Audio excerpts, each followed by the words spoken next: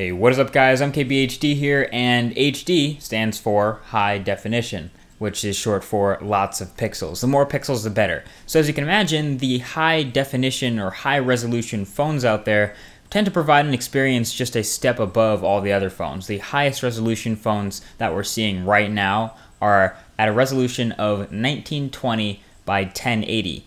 So as you can imagine, we're going to go ahead and take a look at the best of them.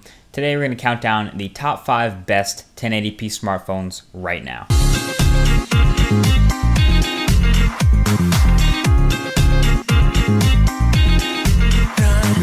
5 is the Sony Xperia Z/ZL. This is one of the best looking phones of the year. It's pretty much the hands down #1 for design. So if you're counting down best design phones, I would have to give that #1. It is a water resistant phone, and it's actually a really fast phone too. So it's a really handsome and really speedy device, which is why people like it so much. When I reviewed it, I kind of deemed it a bit of a mixed bag though. If you want to watch the full reviews to any of these, they will be linked down below the like button. But the main flaw with the Sony Xperia Z was the display. It didn't have the best contrast in the world, and it had subpar viewing angles. So we couldn't give that the best score possible, or I couldn't give that the best score possible, but it's definitely a very good looking phone, and it easily takes #5 on this list because of the raw speed and the handsomeness. #4 is the HTC Butterfly. This is also known in the United States as the Droid DNA. It's a red and black version, and it's the first 1080p phone with LTE. Now we would also expect to have a 1080p phone with LTE have a huge battery, but it didn't. It had a 2020 milliamp hour battery, so that was probably its biggest weakness in battery life,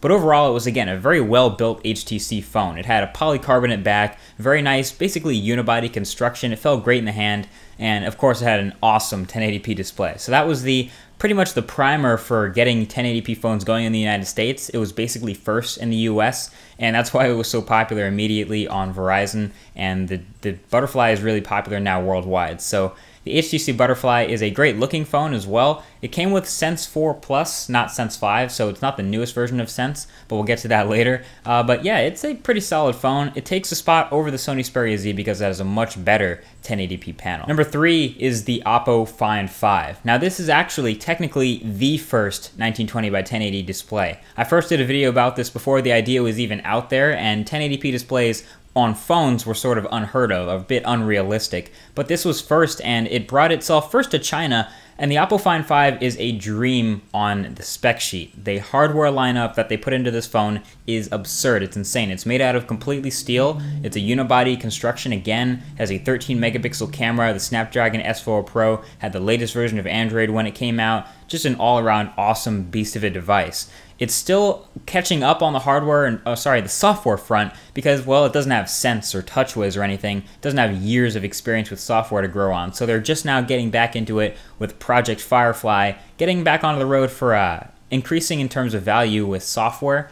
So they don't have the years of experience that HTC or Samsung might have with building on software. But the Oppo Find 5 is a damn good phone on the hardware front, and that's why it takes all around #3. So #2 is the Samsung Galaxy S4. This is one of the most anticipated phones of the year 2013. You could argue that the Galaxy S3 was the phone of the year for 2012. So the Galaxy S4 follows up with a really, really powerful smartphone. First of all, it is an 8-core CPU in the international version. The i9500 is a boss on paper, has a 2,500 milliamp hour battery, has a 13 megapixel camera. You could argue that this is the perfect phone, minus some very, very small complaints that have been called out about it. #1 is it's still an AMOLED display, so it's not the brightest display outdoors. You can take the Galaxy S3 and another IPS phone outside, and you'll see that the Galaxy S3 with its AMOLED display is not nearly as bright as something like the Oppo Find 5, which has a much brighter IPS display.